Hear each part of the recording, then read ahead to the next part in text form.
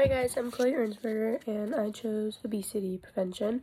The audience I chose for this was all adults ages 18 and older.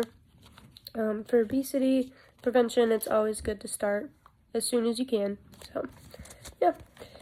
So what is obesity and why does it matter?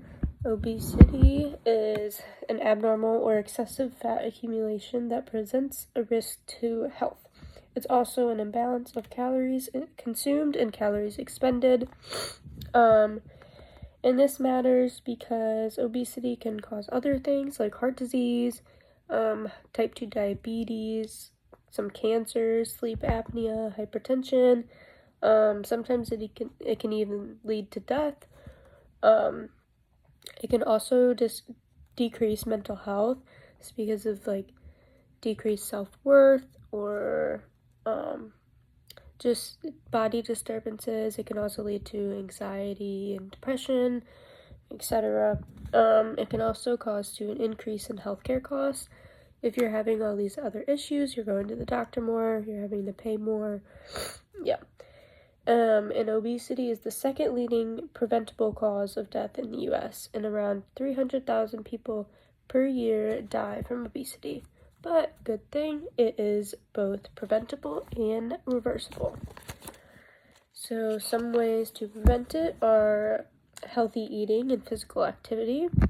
So for eating, you want to decrease your calories consumed from fats and sugars, and you want to increase your fruits, your vegetables, your nuts and whole grains, your legumes, and proteins. And you want to try to ignore head hunger. So you have to figure out what the difference is if you're actually hungry or if you're bored eating, and just snacking just a snack. So you have to make sure to listen to the actual signs of your body and not your head. Women need about 2,000 calories per day, while men need around 25,000 calories per day. So that's the goal amount of calories you should be eating a day. Another way to prevent obesity is physical activity. So adults want to do about 150 minutes per week or 30 minutes a day 5 times a week. So it's the same thing, but yeah. And you can do that by doing aerobic exercises like running and swimming, yoga and bike riding and taking walks are all good. You can also do strength training, like weightlifting and all that. And some companies even offer incentives, like some workplaces do, to reach a goal. Usually it's like a step goal. So some companies offer or want their workers to get out and get active. So you could even look into your job and see if they offer something of the sort. Some other ways of prevention is adequate sleep and managing stress. So for sleeping, you want to have more than 7 hours of sleep, because if you have less than that, it can lead to weight gain. This is because it alters the leptin and ghrelin hormone levels. It can also cause daytime fatigue, so you're not as interested in doing things later on, like going to the gym. You're also decreasing your resting metabolism, which can also decrease your energy burn and bring your set level down. You can also, having less sleep can also decrease self-control.